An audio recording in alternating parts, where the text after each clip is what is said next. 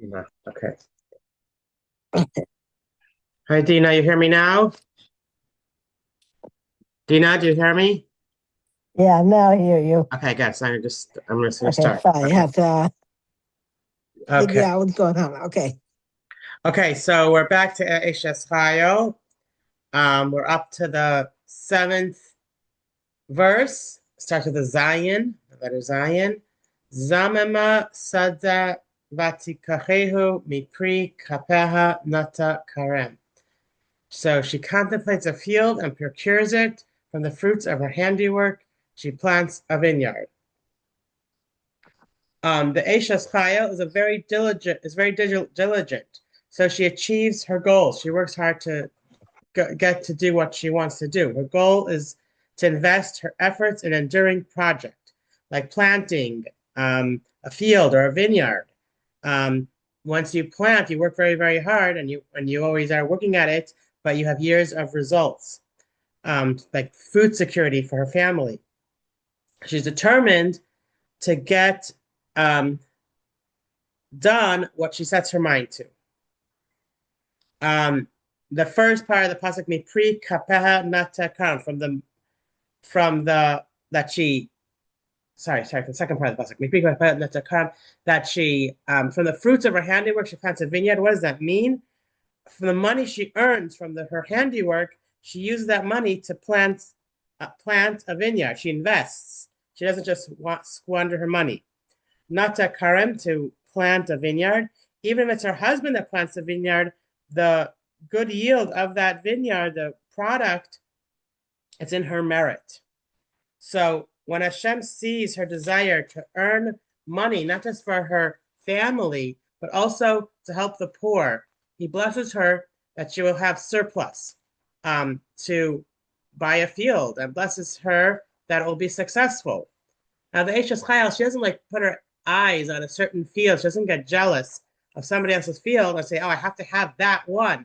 Um, and do anything she could to get that specific field. No, she just wishes for a field, like more general sense. And Hashem arranges for some field to be available for her to buy.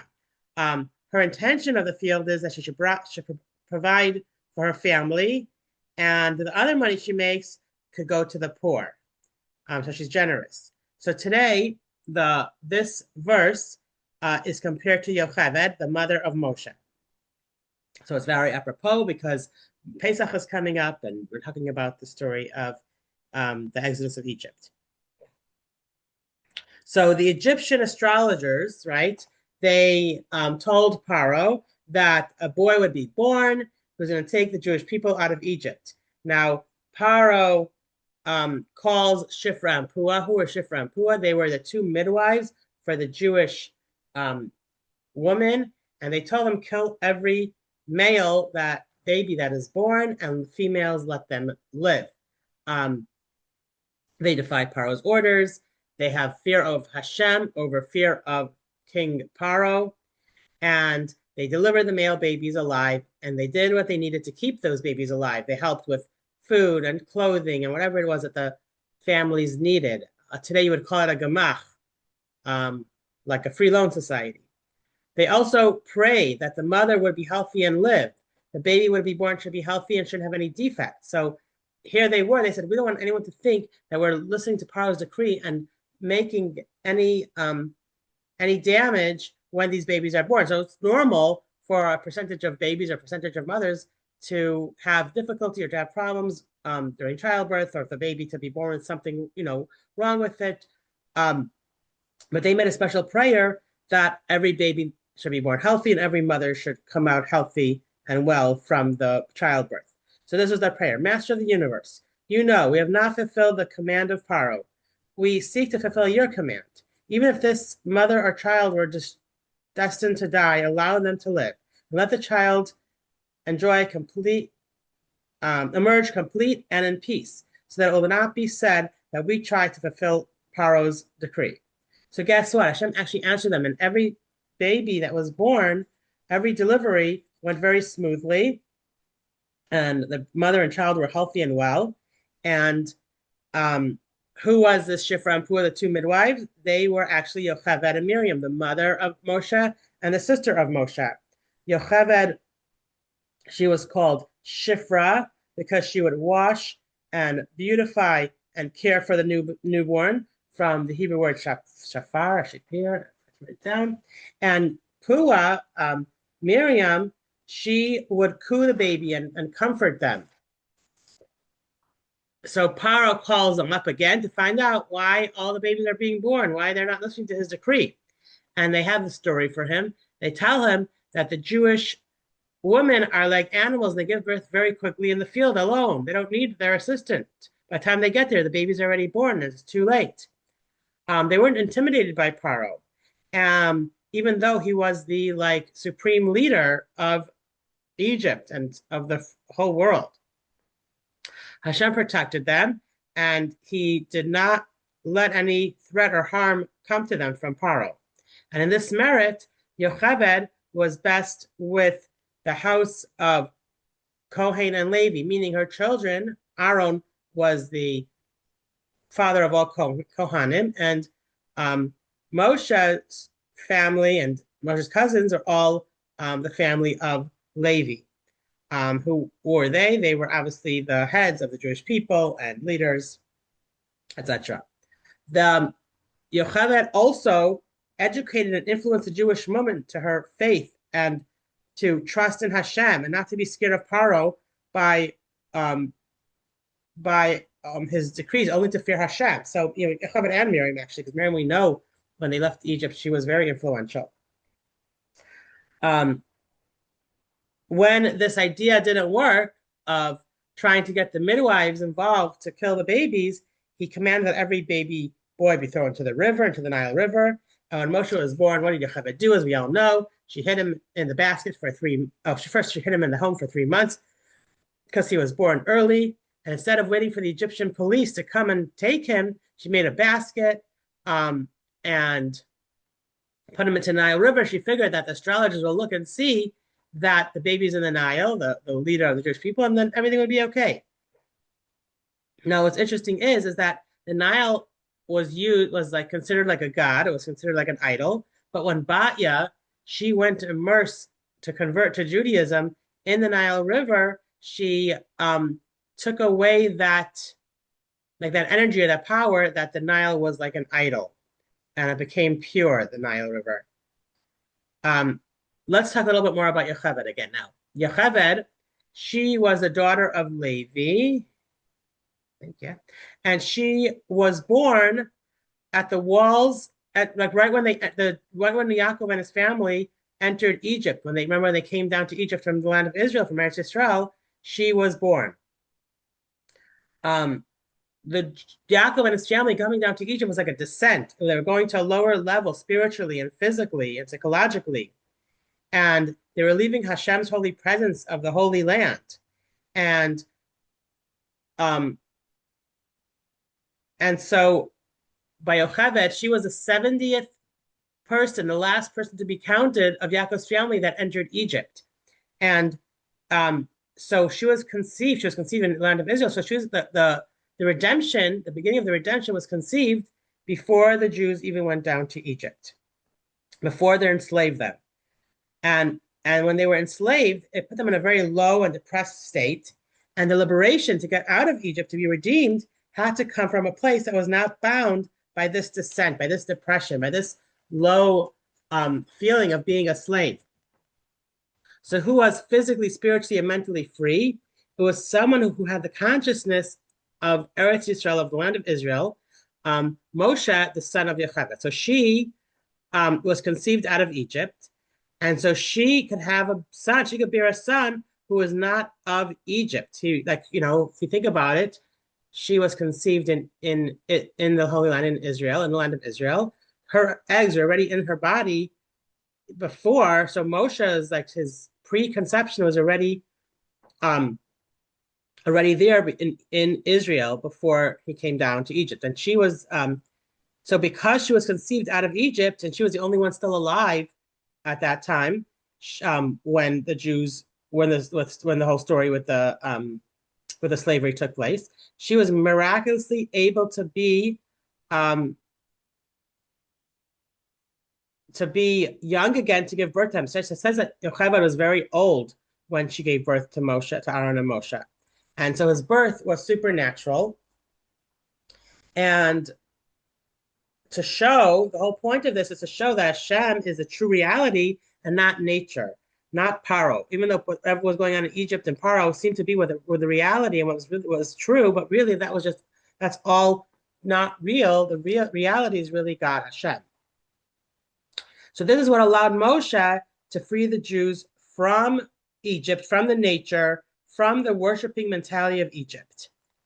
Yeah, as I said before, Yocheved was the 70th soul of Yaakov's family that entered Egypt. She was the last, youngest one. And so what is the significance to this? So going to Egypt was an important experience for the Jewish people. They had to go to Egypt to practice faith in Hashem out of Eretz Yisrael, out of a holy land where it's not apparent. In the land of Israel, you feel Hashem, you feel the Shekhinah much more. But out of the land of Israel, especially a place like Egypt, was a very low place spiritually.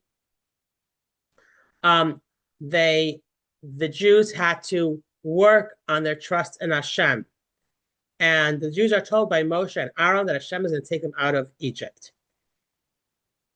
And experiencing this story and showing our faith in such a difficult circumstances was a preparation for the Jewish people to be able to meet Hashem at Mount Sinai.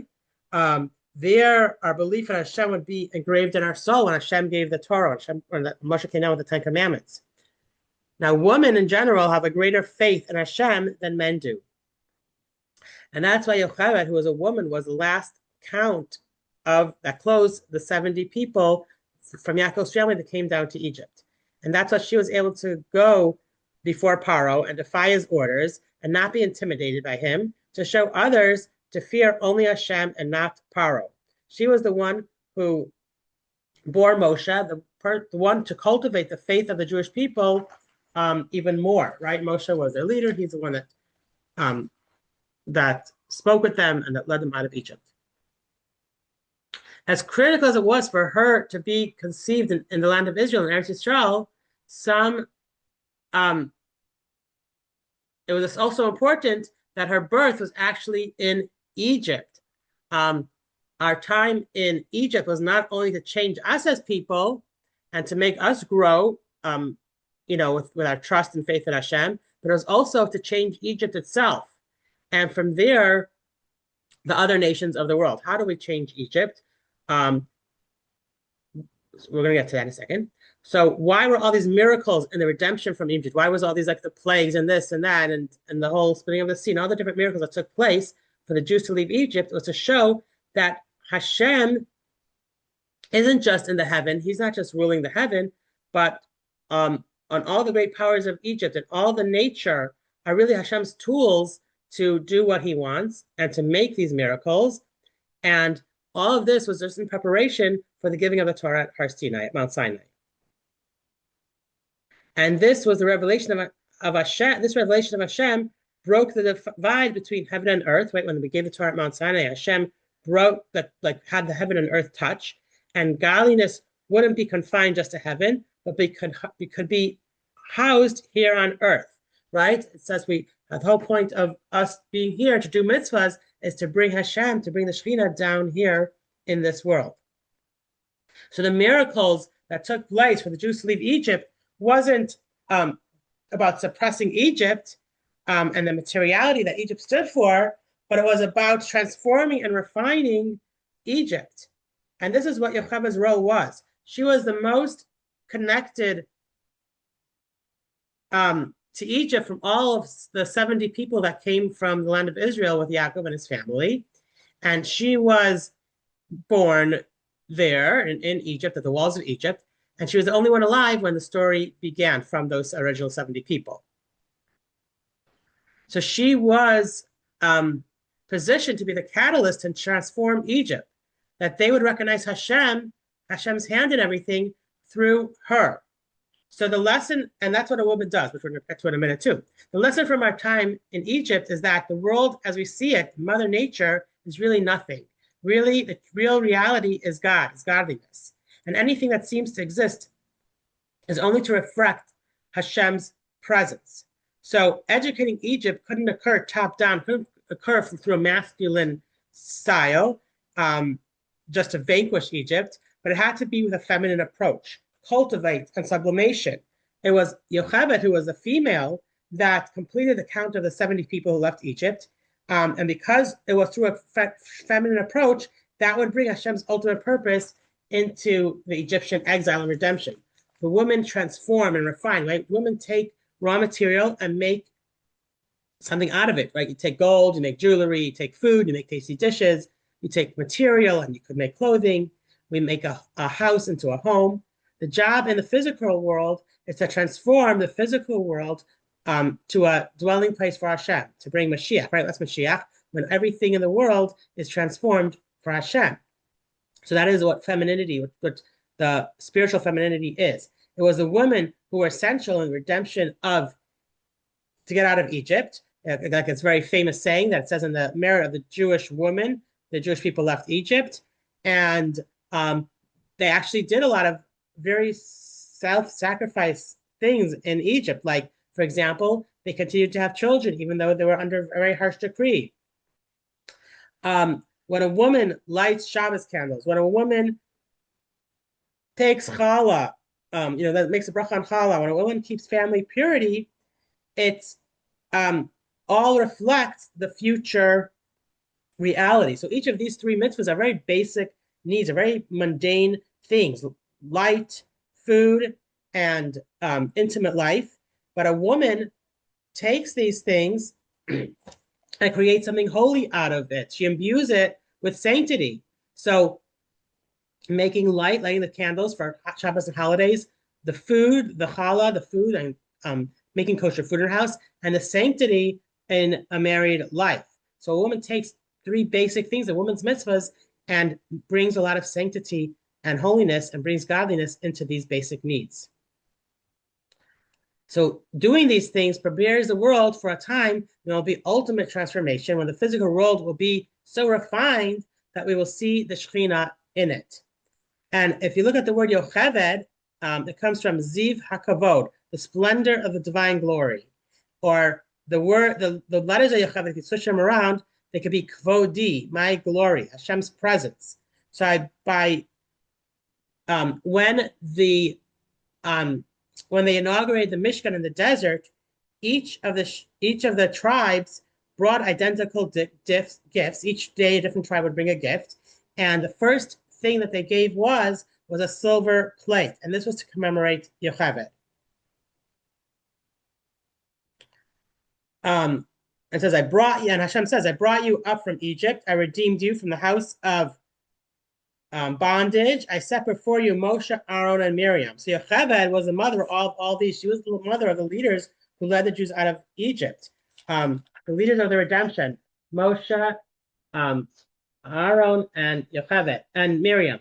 And each of these three, because of them, there was a different merit in the desert when the Jews were traveling in the desert for 40 years that was because of them. So the water that the Jews had to drink from the whole 40 years in the desert was in the merit of Miriam. It was called the well of Miriam. The clouds of glory were in the merit of Aaron, and the man, the food they ate, was in the merit of Moshe. So just a nice thing before Pesach that we learned a little bit more about Yocheved, about the deeper reasoning, the deeper things behind the redemption, not just the physical part of it, all the plagues and all the miracles, but really understanding it on a deeper level. And we also got to learn about the mother of the greatest leader of the Jewish people of all time, Yocheved. Thank you guys for joining. It was a short class, and I don't know what happened to everybody today, but it was nice seeing the two of you, and hopefully some people watch this on the YouTube.